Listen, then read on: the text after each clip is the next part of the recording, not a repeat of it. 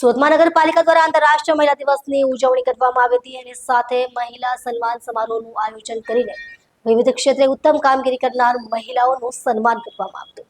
મહાનગરપાલિકાના સભાખંડમાં આયોજિત આ કાર્યક્રમમાં શહેરના મેયર, કમિશનર સહિતના વરિષ્ઠ અધિકારીઓ અને મહાનુભાવો ઉપસ્થિત રહ્યા હતા. આ પ્રસંગે મોટી સંખ્યામાં મહિલાઓએ ઉત્સાહભેર ભાગ લીધો હતો. કાર્યક્રમનો મુખ્ય ઉદ્દેશ મહિલા સશક્તિકરણ અને મહિલા શક્તિનો સંદેશ પહોંચાડવાનો હતો. આ સમારોહમાં સમાજના વિવિધ સ્તરે નોંધપાત્ર યોગદાન આપનાર મહિલાઓને મંચ પર બોલાવીને તેમના પરિશ્રમ અને સમર્પણની પ્રશંસા કરવામાં આવી હતી.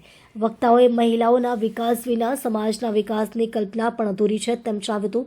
આધુનિક યુગમાં મહિલાઓ દરેક ક્ષેત્રે પુરુષોને ખભે ખભા મિલાવીને આગળ વધી રહી છે અને પોતાની ક્ષમતા સાબિત કરી રહી છે તેમ વક્તાઓએ ઉમેર્યું હતું. મહાનગરપાલિકા વતી તમામ મહિલાઓ પ્રત્યે આભાર વ્યક્ત કરવામાં આવ્યો હતો અને સમાજમાં તેમની ભૂમિકાને વધુ મજબૂત બનાવવા માટે સંકલ્પ લેવામાં આવ્યો હતો.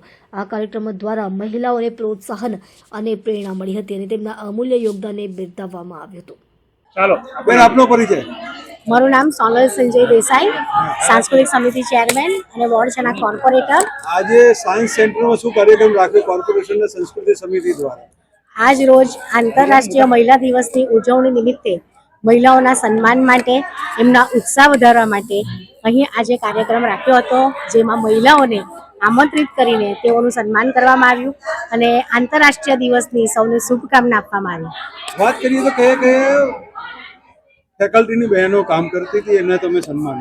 હા, રમતગમત વિભાગમાં, કલાના વિભાગમાં, પછી એવરેસ્ટ પર એક બેન 73 વર્ષની ઉંમરે એમણે સર કર્યું હતું, તેમનું સન્માન કર્યું અને 95 વર્ષના સિનિયર બેન જે એક્ટિવ હતા એમનું પણ અમે સન્માન કર્યું.